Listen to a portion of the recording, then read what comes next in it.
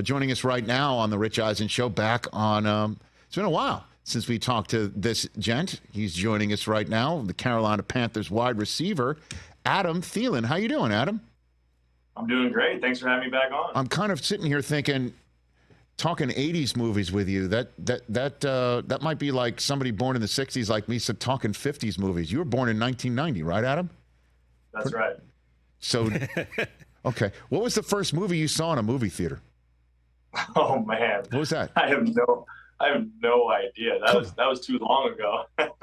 Not at all, huh? Couldn't have been something in the late 90s? You were 8, 9 years old? You don't remember? I mean, like Mighty Ducks or something like that. Okay. When was Mighty Ducks come out? Okay. Well, you're a kid there in Minnesota. You probably liked seeing a movie about hockey, right? You're probably into that sort of thing. I mean, I'm not a hockey player myself, but I mean, growing up in Minnesota, you have to at least have gone on a pond skating or definitely watch Mighty Ducks. If you don't watch Mighty Ducks and you're from Minnesota, I question if you're from Minnesota. Okay, very good. All right, that's Adam Thielen here. Now, are you in one of your gyms right now? Where are you? Where are you zooming in from, Adam? Yeah, I'm here at ETS Performance, like our HQ. So good to be back here in Minnesota for a little break here for a month and training with ETS and doing the same kind of thing that I've done my whole career, just trusting ETS and what they can do for me to get prepared for training camp. And it's always fun to get back here because I just actually was in the gym before I popped on here with you guys. And there was probably about 40 kids in there, probably ages maybe 8 to 18 in there. So it was a really cool thing to see them in there grinding, trying to get better. And that's why I love being around it. So here we are in mid-June. And again, you're just mentioning you're at your ETS gym in Minnesota getting ready for training camp next month. It's entirely possible that in future years, if not maybe even next year, you could already be in some sort of an OTA and training camp right behind it, because the concept of what the offseason workout programs, how they're all laid out, could change. Would you like that? Would you like to basically start up right now and have April and May more to yourself? Adam, would you like that? I think that it would probably extend my career a little bit, just having the ability to just, focus on my family and training, taking care of my body, kind of having that time basically from the end of the season all the way until July 1st, I think the proposal is right now. Having that time to just truly train, prepare, and then, like I said, spend that time with my family. I think it'd probably extend my career. I'm definitely for it. So you would be up for reconfiguring the off season to would you think that you'd need to touch base in Carolina at one point between the end of the season and July 1, or you think being left to your own devices, you're fine, writ large? Oh, more than fine. I think the way it's structured right now, I think there's a little bit of a flaw in the fact that you come back for OTAs, you kind of grind in the off season to kind of prepare for OTAs. You get to OTAs, you grind for 2.5 months or so, whatever it is. And then it's like, boom, now you have like a month and a little over a month, maybe 5-6 weeks. And you're like, well, I just grinded. I'm like ready for camp. Like on last Thursday, our last like OTA practice, mini camp, whatever you want to call it. I was like, man, like I'm feeling great. Like I'm in shape. I'm strong. I'm like ready to go. And then now I have like this month break and like, it's kind of weird, right? Like I just did all that progression. We had this really cool progression that they've kind of implemented where you kind of just ramp up towards the end and then boom, now I have a break. And then now I come back to training camp. Here's my issue with it. Now you come back to training camp and it's like 0 to 100. It's like I haven't done a practice in a month and a little over a month. And then like, boom, now it's like training camp practice, like 2 practices a day, not 2 practices, but walk through practices, all this stuff. And it's like, oh, there's no ramp up. So I think the way to smartly do it is you ramp it up from July 1st. You kind of slowly ramp up where you can just kind of work out together, start to get in shape, whatever you got to do, and ramp it up all the way to like actual training camp starting at the end of July.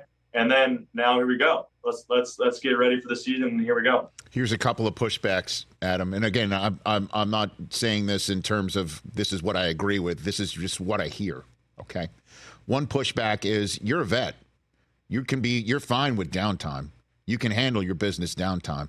There are some other players that don't handle their downtime as well as somebody like yourself and need some form of a structure, not like go work out by yourself between February and July 1st, and that they're going to show up in the same manner that you are a longtime professional would show up. And so there is some structure that is needed. What would you say to that?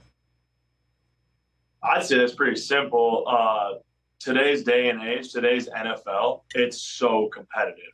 If you are not getting to the grindstone right away after the season's done, figuring out a plan to become a better player, you're going to get cut.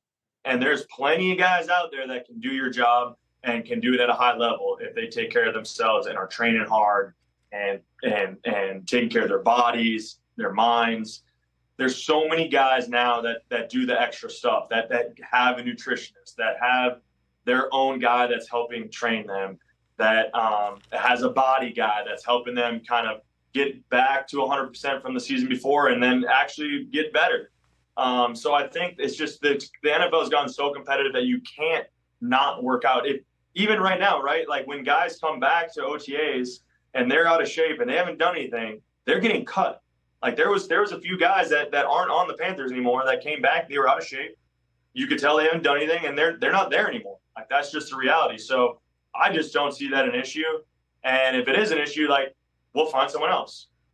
And now the other pushback would be that play is choppy enough in September because the general sense is there's one fewer preseason game. And if we're going to be taking practices in April and May away, or at least May and June away, that, with the rules and being able to put in pads and things of that nature, that practice time will be lost. And that will wind up in the pudding when it's time to play for real. What do you say about that, Adam? I think that's the beauty of progressing right into training camp. You're not taking the month off. You're not taking a break of 5-6 weeks where guys go to Mexico and go do things, whatever, and then you have to come back and play football like instantly. So I think that's easily figured out by the way that you're just progressing right into training camp. You're not losing any practices because you're just doing it, instead of doing it in April and May, you're doing it in July, and you can get just as much done in that time and progress right into training camp, be at full speed right when you start training camp. So I just think it's a great way to get in line with all the other pro sports. I don't think any other, I know there's no other pro sports organization that has off-season workouts. No, they just go to training camp and they get ready and they go. And just like, I being here at ETS over the years, I've trained with baseball guys. We've had hockey, NHL guys, where you see what they do in the off season. They come in here, they work out, then they go do their ice time or they go do their baseball stuff.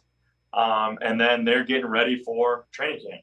They go to training camp and they go right into the season. I just think that that's a smart way to do it. I think you avoid hamstring issues, soft tissue issues by training and a progression, everyone together in the same system from July 1st all the way to that first game. So last one for you. By the way, I didn't expect to go this deep on this subject matter with you, Adam, but you clearly have an opinion and you're there in your gym. So you're in this portion of the workout calendar for yourself.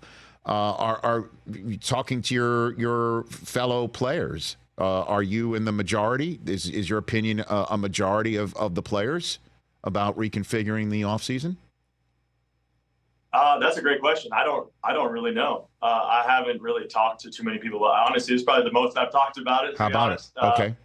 And so I don't really know. But again, I just think logically, I think it makes sense. I've talked to a few people that are on the other side of it, whether it be coaches or people in the building that maybe at first were like, no, that's my month. That's how it's always been. That's when they get time off. But my argument to that is well, why not just take the month of June off for them? Your draft's over, you've already got your young, maybe it's year 0 draft picks, whatever, to year 3 guys that have been in there for a quick 2-week mini camp or something. You've had some time with them. Now you coaches, staff, everyone who normally gets that break in July, just take it in June. And then we start the ground running in July. Adam Thielen here on the Rich Eisen Show. Fresh off your third career 1,000-yard season, first in Carolina, obviously, for yourself. How is Bryce Young looking right now after his season, Adam? It's been an awesome offseason. And not only him, just a lot of the young guys, a lot of the staff.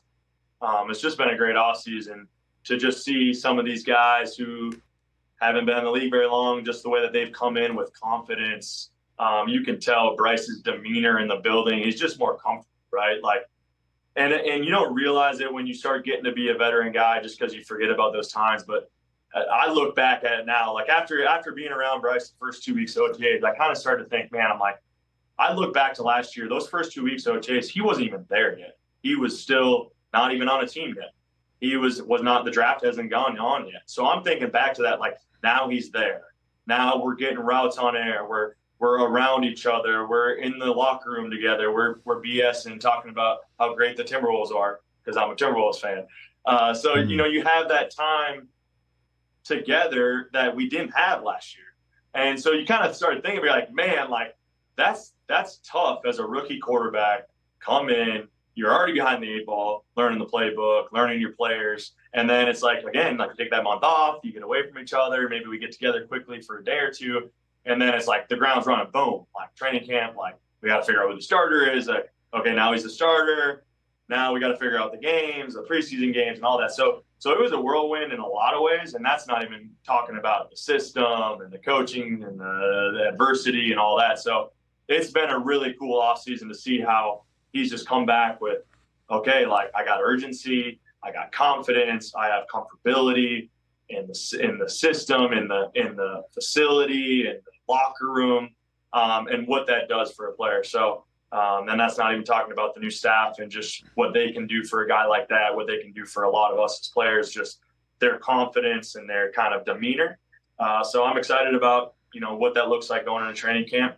Again, like I said last year, and I'll never not talk about this, things are always great this time of year, right? Like, there's no wins, no losses. There's no adversity. It's all good right now. Every single team thinks that they can go to the playoffs and have a chance to win the Super Bowl. So we'll see how it goes when the Bulls start flying, but we're in a good place. So how is Dave Canales changing things? How much of a difference maker is he? If you can give me an example. Yeah, I think one of his strengths is just his confidence and his intentionality. He's very intentional with everything he does. Everything has a purpose, a plan, a reason, and he's going to explain the why. He's not going to just say, hey, do this and do it well. He's going to say, this is why we need to do this, and this is why we need to do it well, because this is what it looks like when you do that. So that intentionality, that confidence, and then that demeanor, like, I had heard a lot about him from afar, played against him when he was in Seattle and Tampa Bay, obviously, last year. But I think what really has stuck out to me is everyone talked about how much energy and passion he had. And yes, he does have that. But I think it's like the cool and calmness that he has with having that passion that is very unique. For a guy like me, like, I'm just all passion. Like, I don't have like the calm and cool and collected. Like, but he has a unique ability to kind of ride that line of, like, not too intense, but not too calm. So it's been cool to be around him. And I'm sure Geno Smith and Baker Mayfield can attest about what it's like to be plugged into him and vice versa. And look, man, I mean, coaching change in the middle of your first season, you're the first overall pick in a draft, and you're coming from Alabama, and C.J. Stroud's doing what he's doing in Houston. I mean, that's something that can really break a player like Bryce Young, or not like him, but break a player. And now here comes Bryce Young into year 2. This is kind of a crucial quarterback-coach relationship, Adam, to be straight up, Yeah, I think that's why they hired him. I don't think they beat around the bush with that. Is like, hey, this is what Coach Canales his strengths are, and this is what has kind of transpired so far. And he's our guy, Bryce. His first overall draft pick. He's our guy. We've invested a lot in him. Guys love Bryce and who he is as a person and who he can be as a player. And so I think, that was the reason for the hire. And again, there was a why behind that, which is great. I think that goes to, the GM and the owner. And I think that is kind of their mindset as well. Like, hey, there's some intentionality of who we hired. We didn't just necessarily go and just say, oh, this guy is the best coach to hire. No, there's intentionality. Like, who do we have as a team? Who do we have as a quarterback? Who have we invested in? And let's hire the perfect or the best fit for that. And so it's cool to see intentionality, right? The longer you're around, the more experience you have, you realize how important intentionality is. And you can see that throughout the organization. Yeah. Last one for you. Speaking about being around a long time, you have. So what was your first impression of Xavier Legette when he walked in the wide receiver room for the first time? I just love his personality. He's just a fun guy to be around. Most people can't really understand what he's saying because he's real country, which I think is hilarious. Our receiver coach still can't figure out what he's saying, so I kind of have to semi-translate for him, which is fun. But no, he's just a good person to be around, a good kid.